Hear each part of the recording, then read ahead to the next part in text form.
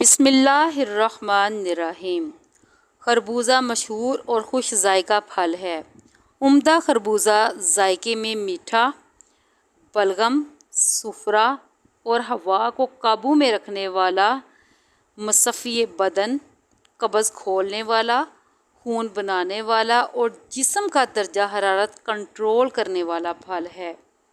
اس میں بے پناہ غذائیت پائی جاتی ہے۔ گرمی کے موسم میں گرمی کے لو سے بچنے کے لیے خربوزہ بہت فائدہ مند ثابت ہوتا ہے۔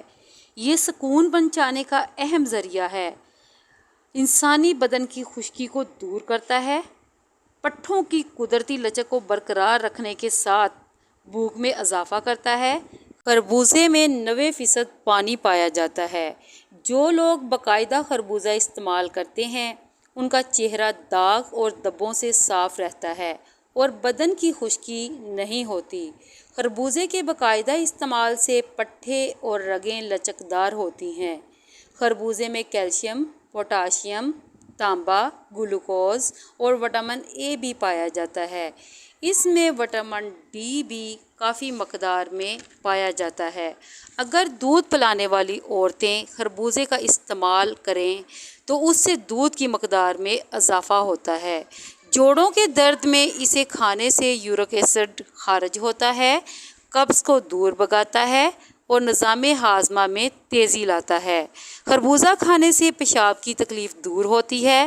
اس کا استعمال ریا کو دور کرتا ہے، اجابت باقاعدہ بناتا ہے، پیٹ کے کیڑوں کو خارج کرتا ہے۔ اس کے بیج خشک کر کے مغز حاصل کیے جاتے ہیں جو دیگر پکوانوں اور مقویات میں استعمال ہوتے ہیں۔ خربوزے کا مغز دل، دماغ کے لیے تقویت کا باعث اور یادداشت تیز کرنے کا سبب بنتا ہے۔ خربوزہ ہمیشہ کھانا کھانے کے 1 گھنٹے کے بعد استعمال کرنا چاہیے۔ اس کی معتدل مقدار ہی فائدہ مند ہوتی ہے۔ اضافی مقدار کا استعمال صفرا کی زیادتی کا سبب بنتا ہے۔ زیادہ خربوزے کھانے سے پیٹ میں گیس، صفرا اور بخار کی شکایات لاحق ہوتی ہیں۔ خربوزہ کھانے کے بعد دودھ نہیں پینا چاہیے۔ اعتدال کے ساتھ خربوزے کا استعمال جگر اور اس کی کارکردگی پر اچھا اثر ڈالتا ہے، لیکن اگر زیادہ مقدار کھائی جائے تو جگر کو نقصان پہنچتا ہے۔